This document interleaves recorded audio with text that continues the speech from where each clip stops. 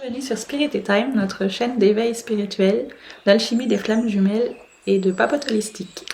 Alors aujourd'hui, on va vous parler d'un sujet dont personnellement, j'ai jamais entendu parler de ça sur aucune chaîne de flammes jumelles. Après, je connais pas toutes les vidéos d'internet du monde entier non plus, mais on va vous parler du système nerveux.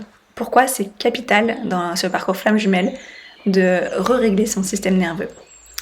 Parce que même si c'est pour être en relation avec sa flamme jumelle, il faut maîtriser tout le côté énergétique, quelque chose qui est d'ailleurs très nouveau pour la plupart des gens, parce que c'est pas comme ça que ça marche. Enfin, quand on est en éveil spirituel, on se rend compte qu'en fait tout est énergie, le monde entier est énergie, tout est fréquence, tout est énergie. Donc c'est assez nouveau, assez inédit pour nous de commencer à gérer une relation avec une personne physique, corporelle, avec l'énergie, par le biais de l'énergie. Mais nous sommes incarnés. Un corps incarné. On est un corps incarné, donc le corps, évidemment que ça joue un rôle. Et aussi inversement, l'énergie joue un rôle sur le corps et le corps joue un rôle sur l'énergie. Donc typiquement, dans un sens, vous avez un éveil de la Kundalini, normalement, si vous êtes en parcours flamme jumelle.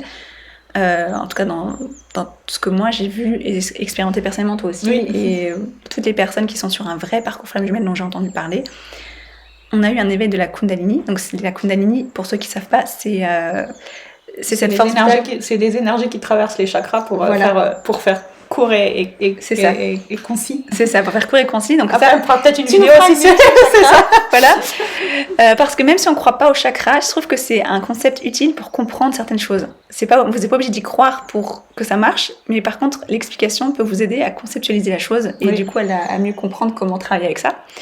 Et donc, quand on a notre éveil de la Kundalini, ça crée des symptômes physiques. Et on vous fera aussi une vidéo là-dessus parce que ces fameuses douleurs de séparation dont on entend parler sur le parcours flamme jumelle, ce ne sont pas des douleurs de séparation, ce sont des symptômes d'éveil de la Kundalini. Oui. Donc, de purge de la Kundalini. Voilà, c'est de la purge, ça donne l'éveil. C'est ça. Et donc voilà, la Kundalini, donc, qui est une énergie, a une influence sur le corps, elle crée des symptômes physiques quand il y a des problèmes, ou quand on purge. Et inversement, votre corps peut aussi influencer l'énergie. L'exemple typique que tout le monde peut comprendre, c'est quand vous dansez. Par exemple, si vous êtes en mode dépressif sur votre canapé, sans énergie, apathique. Voilà, ça aussi, c'est vrai. Les fréquences musicales. Les fréquences, mais ça, on en revient à la fréquence. Et moi, j'ai envie de parler du corps en mouvement. Si vous êtes en mode complètement grosse couch potato apathique sur votre canapé dépressif et que vous mettez de la musique qui vous plaît et qui bouge et que vous vous mettez à danser, votre énergie aussi va changer. Vous allez monter en fréquence. Ouais, c'est vrai. D'ailleurs, la danse, c'est un excellent outil pour réguler le système nerveux. Oui. Et donc, pour ceux qui ne sont pas du tout familiers avec ça, même si on en entend de plus en plus parler, même en psychologie, j'ai vu ces dernières années, on parle de plus en plus de la régulation du système nerveux en psychologie. Est-ce que tu nous fais un petit point là-dessus ? Donc c'est ça. Qu'est-ce qui se passe avec le système nerveux ? Enfin, qu'est-ce que c'est le système nerveux ? Et en fait, on a deux systèmes. On a un système, le système sympathique et le système parasympathique. Et en fait, le système sympathique, c'est celui qui déclenche quand on est en stress, par exemple une séparation ou quelque chose qui provoque du stress. On déclenche le nerf vague. Et ça déclenche ce qu'on appelle la fuite, fuite, fuite, combat, paralysie. Et il y en a un quatrième. People pleasing. Et non. C'est faune, je crois, en anglais. En anglais, fight, freeze, fawn. C'est ça. Et faune, c'est le people pleasing, c'est quand on cherche à faire la carpette et à harmoniser à tout prix. Et du coup, ça déclenche, le stress déclenche ça. Et en fait, c'est les symptômes. Et c'est un cercle vicieux parce que ça déclenche ça, donc ça déclenche tous tes traumas, ça redéclenche tes angoisses, ça redéclenche du stress, donc tu rumines, et ça redéclenche le stress. Enfin, on n'en sort pas, du coup, on est dans un cercle vicieux, du coup, et à chaque fois, ça réactive le nerf sympathique. Dès que t'es en stress, tu réactives le nerf sympathique, le stress le réactive, enfin voilà quoi, donc on n'en sort pas entre guillemets si on calme pas le système nerveux. Voilà. Et c'est pour ça qu'il est important de calmer le système nerveux, parce que du coup on repasse dans le parasympathique. Parce qu'en plus, quand on est en système nerveux, quand il est trop... Déjà, il n'en est pas fait pour être activé en permanence. C'est ça. Le niveau de cortisol qui explose... Et même physiquement, même si on relie ça à l'énergie, quand vous êtes en réaction de stress énorme, vous êtes dans la peur, l'angoisse. Oui. Et si vous êtes dans la peur et l'angoisse, vous n'êtes pas dans l'union. Non, et vous suranalysez, vous êtes dans l'ego. Non, mais même quand on sait 3D, c'est plutôt... les fréquences 3D sont... séparation, les fréquences scindées sont union. Donc en fait aussi, tant que vous êtes coincé sur le parcours flash jumelle, tant que vous êtes coincé dans ces réactions fight, flight, freeze, fall, vous êtes en bas dans l'échelle de conscience. Donc vous êtes dans la séparation. Donc c'est aussi pour ça que c'est indispensable de calmer son système nerveux. Il faut absolument qu'on fasse l'échelle de conscience. Oui, c'est ça. Donc c'est indispensable de calmer le système nerveux parce que en fait, il faut bien penser, stress égale Napoléon. C'est ça. Napoléon égale séparation. Mais, c'est ça. Si on fait ça en très raccourci. En très raccourci. Donc c'est pour ça que... Et en plus, Napoléon refait partir le sympathique et enfin c'est pareil. C'est un cercle, c'est vraiment un cercle vicieux quoi. Cette activation du nerf sympathique. Et donc là, c'est une petite vidéo d'introduction. Si vous voulez aller plus loin, en attendant qu'on fasse d'autres vidéos sur tous ces outils, vous pouvez d'ores et déjà faire des recherches sur le nerf vague. Oui. Parce que si vous comprenez comment le nerf vague fonctionne et ce qu'on peut faire pour réguler son système nerveux, d'ailleurs, même en psychologie, si vous avez entendu parler des systèmes d'attachement, quand vous régulez votre système nerveux à long terme, vous soignez votre système d'attachement. Oui. Donc même en psychologie, c'est capital aussi. D'ailleurs, il y a de plus en plus de psychologues qui se forment aux méthodes psychosomatiques. Oui. Bah oui. Parce que le trauma ne reste coincé dans le corps, dans les cellules. C'est ça. Donc c'est aussi pour ça que parfois la thérapie ne suffit pas. Il faut aussi faire des pratiques pour déloger physiquement le trauma. Et c'est pour ça que calmer le système nerveux dans l'esprit tout seul ne suffit pas. Par exemple, avec la méditation, avec la pleine conscience, faut l'incarner en fait. Oui. Et les moyens de l'incarner, c'est de passer au corps, de calmer le système nerveux dans l'esprit, mais il faut aussi le sentir dans le corps. Enfin, il faut aussi l'incarner et le ressentir et sentir dans le corps. Et ça, c'est pour ça qu'il faut utiliser le yoga, le breathwork, donc c'est respiration holotropique. Mm-hmm. Et du coup, faut l'incarner vraiment. Faut passer de l'esprit au corps. Et il faut aussi prendre des méthodes qui marchent pour vous. Donc là, c'est pour ça, faites vos... Nous, on va vous présenter des outils sur la chaîne petit à petit parce qu'on peut pas vous sortir toutes les vidéos qu'on a envie de faire en une fois. Non. Donc en attendant, si c'est urgent, si vous souffrez actuellement... contactez-nous d'abord. Oui, déjà on pourrait, parce qu'on pourrait vous proposer des choses qui sont adaptées à votre situation. Donc c'est pas encore public parce qu'on est en train de construire les outils, mais si vous nous écrivez un mail qui est visible dans l'adresse dans la description de la chaîne, on peut commencer à faire du coaching, c'est prévu. C'est juste qu'on n'a pas encore... mis en ligne les packages et tout ça, les outils technologiques pour vous permettre de faire ça. Mais on a les outils, mais on les a pas encore mis en place technologiquement, quoi. Il faut qu'on trouve les plateformes, tout ça, et voilà, on a une vie à côté, donc on n'arrive pas à tout faire, donc on se concentre sur les vidéos pour l'instant. Mais si vous avez besoin d'aide là tout de suite et que vous voulez du coaching, c'est possible. Oui. Et en attendant, faites, parce que le coaching c'est le raccourci. Nous, on va vous donner les réponses de l'extérieur, on va dire adaptées à votre situation. Après, si vous avez ni les moyens financiers ni envie de faire du coaching, vous pouvez très bien faire vos propres recherches. Et donc là, je vous encourage fortement à faire des recherches sur le nerf vague, parce que du coup, dans les livres sur le nerf vague, on donne aussi des pratiques corporelles, comme les douches froides ou la danse ou des choses comme ça. Oui. Prenez ce qui résonne avec vous, faites des tests, voir ce qui vous calme. Et c'est vraiment capital d'apaiser son système nerveux sur le parcours flamme jumelle. C'est clé même. C'est une des clés. Au niveau physique, surtout si vous êtes en mode Napoléon, je veux faire quelque chose. Oui. Ça, c'est une chose que vous pouvez faire. Oui. On vous autorise à faire. Oui. Ça, c'est possible parce que quand vous calmez votre système nerveux, c'est comme ça qu'on atteint plus vite l'union, puisque comme je viens de l'expliquer, c'est win-win parce que déjà vous souffrez beaucoup moins. Oui. Et en plus, ça fait sortir des obsessions aussi. Oui.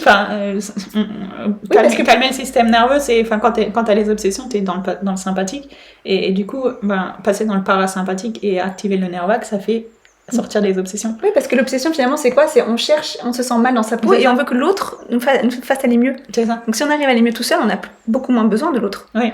Et c'est d'ailleurs pour ça que, pour ma part, même si je les ai eu aussi, je les ai eu beaucoup, beaucoup moins. Il y a eu 2 facteurs qui ont joué. Je suis très vite, je suis pas passée à autre chose parce que c'est pas possible, mais j'ai pas trop souffert de l'obsession pour la personne parce que d'un côté, j'ai les dons psychiques qui ont pris tellement de place que ça c'était encore plus dingue. Donc limite c'était genre t'avais pas la place quoi. J'étais genre, il y a des morts qui venaient me parler, des trucs comme ça. Donc le fait que ma flamme jumelle ne m'ait pas envoyé de texto pendant un jour, c'était pas le centre du monde. Mais et aussi le fait que j'étais bien préparée pour ce parcours, j'ai eu des expériences qui ont fait que j'ai dû apprendre à reprogrammer mon système nerveux déjà avant de rencontrer ma flamme jumelle. Parce que pour parler du système d'attachement, j'avais un système d'attachement avant qui était le plus chaotique. Je crois qu'il y en a 4 qui existent, 3, je sais plus. 4. Je crois qu'il y a Sécure, Évitant, l'angoissé, là, je sais plus comment je connais le nom anglais.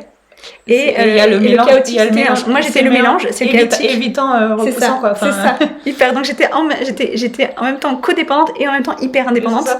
Et j'ai réussi à reprogrammer mon système nerveux pour devenir sécure. Ce qui fait que... Comme pour ça, tu peux travailler sur les chakras aussi pour ça peut aider, ouais, c'est vrai. Donc, faut que tu fasses une vidéo sur chaque cycle. Elle vous en parlera mieux. Ça fait au moins 2 fois. Elle est pro pour ça. Et donc, j'ai reprogrammé mon système nerveux et, comme par hasard, genre 2 mois après que je me suis rendu compte de ça, ma femme jumelle débarque et puis quand on est passé par toutes les phases folles, séparation et compagnie, j'ai tout de suite remarqué, parce que du coup, j'ai dû l'apprendre consciemment, donc quand c'est comme ça, c'est comme apprendre une langue étrangère. Oui. On le fait consciemment. Oui. Et donc je me dis, oulala, je perds les pédales, je perds pied. Et j'ai remis en place toutes mes techniques que j'avais utilisées pour reprogrammer mon système nerveux. Ce qui fait que l'obsession, elle est restée à peu près... Tu l'as un peu eu dans l'aise, quoi. Ouais, voilà. Napoléon, elle était rapidement... Donc entre ça, la méditation et tout ce que j'avais mis en place avant, ça fait que c'est comme si j'avais été bien préparée, en fait, dans ma vie avant. Donc si vous n'avez pas eu la chance d'être traumatisée avant ça... vous avez une chance maintenant d'apprendre à sortir de la codépendance, à réguler votre système nerveux. Donc, si votre Napoléon il a besoin d'un nonos à ronger sur votre parcours flamme jeune, donnez-lui ce nonos-là. Dites-lui, ok Napoléon, tu vas pouvoir faire des recherches, tu vas pouvoir faire, tu vas pouvoir apprendre. Donnez-lui quelque chose à faire finalement. Ouais. Et cette chose à faire, c'est réguler son système nerveux. Ouais. Apprendre à réguler son système nerveux. Et aussi, on peut commencer par des trucs tout simples. Juste... Par exemple, arrêter les écrans. Alors ça, c'est une pique pour moi. Je m'envoie des piques toute seule. Il faut que... Non, mais au moins, j'en suis consciente, c'est déjà ça. Et sortir... Après, l'obsession se déplace. Oui. Et du coup, et aussi sortir dans la nature, sortir dehors. Oui. Se coucher tôt, boire beaucoup. Oui. C'est aussi incarner. Oui.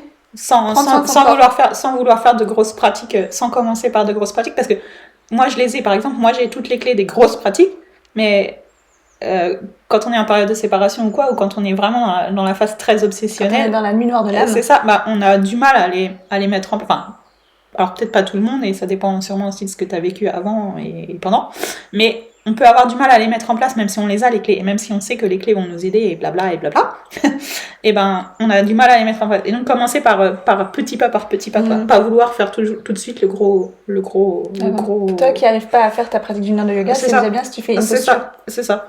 Ouais. Par exemple. Et même pour la méditation, moi, quand j'étais en plein dans ma lumière de l'âme, j'arrivais pas à méditer comme je le voulais. Ma méditation, c'était tout simplement mettre une méditation subliminale. Donc, on en a une sur la chaîne si vous voulez aller voir. Et juste boire mon café, c'est tout. J'étais pas assise en tailleur à réciter des ohms et des mantras et tout ça. J'étais posée sur mon canapé avec mon petit chien en train d'écouter des méditations subliminales pour reprogrammer mon inconscient. Donc si vous faites déjà ça, si vous n'arrivez pas à vous asseoir formellement à méditer avec votre chapelet ou ce que vous voulez ou ce que vous faites d'habitude, ou si vous avez jamais médité et que vous savez pas comment, si vous savez, oh putain, je suis dans la nuit noire de l'âme, je sais que je devrais méditer, je sais que je devrais faire ça, mais j'y arrive pas. Ça peut être un outil de dire, ma méditation, c'est ok si je bois mon thé ou mon café en écoutant une méditation subliminale et en essayant de rester assise. Et ça veut pas dire que ça restera toujours comme ça. Non. Pour l'instant, c'est comme ça. C'est comme ça. Et c'est parce que ça aussi, c'est une grosse clé du parcours. On en revient tout le temps. L'acceptation. Voilà, l'acceptation. Donc, acceptez où vous en êtes. C'est pas parce que vous savez ce que vous avez à faire que vous êtes capable de le faire maintenant. Et reconnaître, c'est déjà un premier pas. Ouais. Et faites le truc, comme l'a dit Virginie, faites le truc le plus petit qui vous est possible de faire dans la bonne direction. Pas à pas, quoi. Voilà. Et si c'est ne serait-ce que se remettre en mouvement, mettez un truc qui bouge et dansez. Même si c'est que ça, pour refaire circuler un peu l'énergie. Parce que des fois, on n'a pas le luxe de s'effondrer, malheureusement. La vie fait qu'on a des responsabilités et tout ça. Donc, utilisez tous les outils à votre portée pour aller mieux. Après, sans non plus... le but n'est pas de soigner les symptômes, il faut faire le travail énergétique. Oui. Mais Mais on a du mal voire on ne peut pas faire le travail énergétique. Si vous êtes au fond du trou, c'est ça. Donc ça va ensemble, quoi. Et après, ça dépend aussi des gens. Je sais que pour ma part, j'ai tendance, quand ça va pas, à partir beaucoup dans le monde, on va revenir encore aux chakras. Donc on va faire un truc super court sur les chakras. Vous avez les chakras du haut, c'est plutôt les trucs spirituels, si on fait le gros cliché. Qui permettent de s'élever, quoi. Les chakras du bas, c'est plutôt ce qui est dans la matière. Et au milieu, vous avez le chakra cœur. Ouais. Qui fait le pont. Et moi, je sais que je suis une personne qui est plutôt tendance à être vite dans mes chakras du haut, parce qu'en plus, j'ai des dons psychiques et tout ça. Donc pour moi, le défi, c'est de me réancrer. Et donc pour moi, c'est d'autant plus important d'intégrer mon corps. Après, il y a des personnes qui sont plus terre à terre. Ouais. Voilà. C'est pas du tout forcément... ma fille, elle est Capricorne, elle est très terre à terre, signe de terre. Pour elle, c'est... Peut-être que pour elle, ce serait l'inversement, ce serait mettre la priorité au travail énergétique. Donc peut-être que ça peut être un indice pour vous, si vous savez ce que vous avez à faire, mais vous n'avez pas l'énergie de faire les deux. Et là, je peux vous aider aussi avec le Reiki, parce que je peux cibler plutôt les chakras du haut, plutôt les chakras du bas, suivant ce que vous avez besoin. Et ça marche à distance. Par caméra et tout ça. Donc, si vous ne savez pas par quoi commencer, que vous avez des outils, qu'est-ce que je fais ? Là, j'ai l'énergie pour faire une demi-heure de pratique par jour sur quoi que ce soit. Est-ce que je fais le shadow work ? Est-ce que je fais le yoga ? Qu'est-ce que je fais ? Et puis, vous pouvez essayer aussi. Oui, vous pouvez faire des tests-erreurs. C'est ça, essai-erreur, c'est ça ? Essai-erreur, parce que, surtout si vous ne connaissez pas trop les pratiques. Et puis, ce que je vous conseille aussi, c'est d'essayer des pratiques que vous connaissez pas forcément, parce que comme c'est un parcours nouveau, tout est nouveau. C'est un parcours c'est un parcours nouveau, c'est un parcours pas normal, comme des relations 3D normales. Et du coup, ça peut être pas mal de tester des choses que vous connaissez pas ou que vous avez pas entendu encore parler, parce qu'il se peut que ce soit la clé à laquelle vous avez pas forcément pensé. Et vous pourriez être surpris. Moi, c'était une fois, tu m'as traîné pour aller chanter des mantras. Je me dis, ok, alors je trouve ça intéressant, mais j'étais pas super chaude à la base. Et en fait, ça m'a complètement le pouvoir du mantra. Ça m'a fait tellement du bien, en fait. Donc, si tu m'avais pas traîné à la base, de moi-même, je serais pas dit, tiens, je vais aller chanter des mantras ce soir.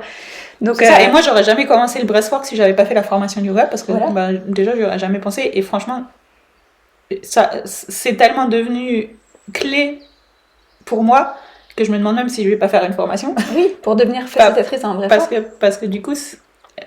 Et en plus, surtout depuis que j'ai appris et compris que le breathwork, c'était aussi cette incarnation, donc pas seulement on prend le corps comme un outil. On prend le corps comme un outil, et c'est pas seulement le système nerveux, c'est pas seulement le calmer dans l'esprit, c'est ce que je me disais tout à l'heure, mais c'est aussi l'incarner et aussi le faire passer ça dans le corps, parce qu'on est incarné, et donc il faut quand même faire passer ça dans le corps. Et le breathwork, c'est la clé. Avec le yoga pour faire passer ça dans le corps, parce que avec le yoga on bouge, donc le corps bouge, donc ça fait bouger les énergies, mais le corps bouge, et le breathwork, le corps bouge, et puis le yoga Kundalini. Alors par contre, avec le yoga Kundalini, il faut faire attention, parce que du coup, comme on a quand même eu l'éveil de la Kundalini, il faut voir si c'est pas trop. Faut voir où on en est dans l'éveil faut voir où vous en êtes dans l'éveil de la Kundalini pour faire du yoga Kundalini, parce que là il faut avoir faut laisser comme Virginie qui sait c'est ça. Dire, déjà faut le faire avec quelqu'un, faut pas le faire tout seul, faut le faire avec quelqu'un qui est spécialisé, et en plus faut, à mon avis, attendre. Faut pas le faire tout de suite, faut pas le faire au moment où tu as l'éveil de la Kundalini, et faut pas le faire tout de suite après. Faut attendre un peu. Et puis ça dépend aussi de votre niveau de toutes les autres pratiques. Si vous êtes complètement débutant, faut pas commencer par le yoga Kundalini, plutôt commencer par le Yin Yoga par exemple. Voilà.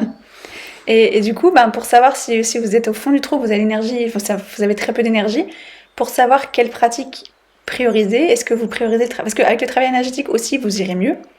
Donc des fois, quand moi j'étais des fois j'ai tellement d'options que je fais rien parce que je dis je commence par quoi. Ça aussi ça peut être un problème TDAH, des neurotypiques. Voilà, allez voir notre vidéo là-dessus. Mais c'est aussi dans la lumière de l'âme, on n'a pas d'énergie, et du coup et puis on est confus, on est dans le brouillard mental, donc des fois on fait rien parce qu'on sait pas quoi faire.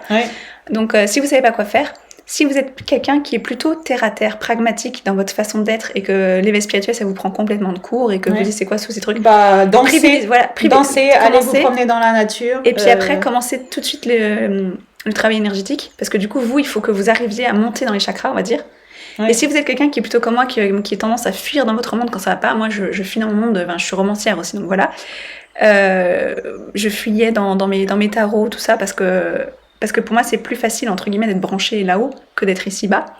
Et pour moi c'était vital de faire des pratiques qui me font redescendre, justement. Oui, qui t'ancrent. Donc faire des pratiques qui ancrent. Voilà, donc selon ce dont vous avez plus besoin. Après, le somatique, le travail du nerf vague et tout ça, c'est idéal pour sortir de la souffrance physique du système nerveux.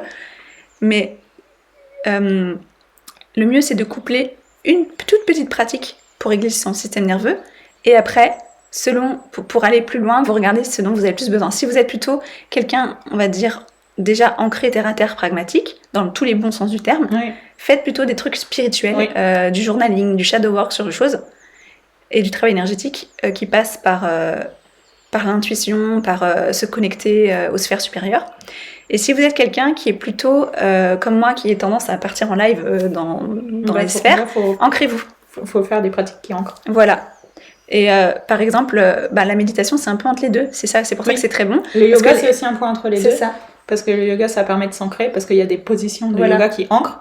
Mais le yoga, ça permet... La méditation, comme tu me dis, je le fais dans la nature. C'est-à-dire, je vais marcher dans la nature sans distraction. Comme ça, j'ai la nature qui m'ancre. C'est ça. Mais en même temps, je me connecte à ce que je... Enfin, la conscience. Il y a aussi des méditations, il y a aussi des genres de méditation. Alors après, ça devient un peu technique. Oui, mais il faut essayer. Il y a aussi des différents genres de méditation. Et par exemple, il y a la méditation où tu marches, principalement dans la nature. Et ça, c'est une méditation qui ancre. Puis après, tu as des méditations qui sont encore plus spirituelles, on va dire. Voilà. Enfin, c'est difficile de catégoriser.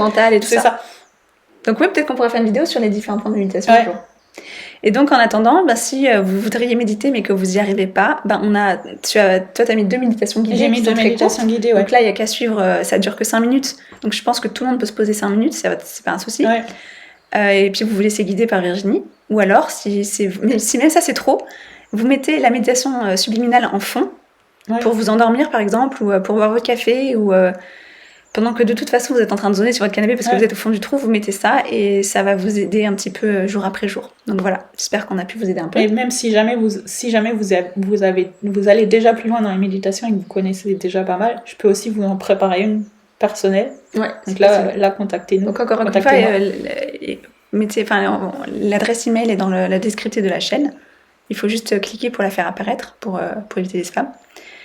Donc voilà, n'hésitez pas à commenter si vous avez besoin d'outils spécialisés. Si vous voulez qu'on vous parle de certains outils, par exemple, qu'on fasse une vidéo juste là-dessus, on le fera. Parce qu'on ne peut pas faire une vidéo de 3 heures non plus. Voilà, c'est pas un court vidéo, c'est une vidéo d'introduction. Abonnez-vous si c'est pas déjà fait, parce que nous, on essaie de vous proposer du contenu qui vous aide vraiment sur le parcours Flamme Jumelle, pas seulement vous expliquer le parcours Flamme Jumelle, mais aussi comment on atteint l'union concrètement.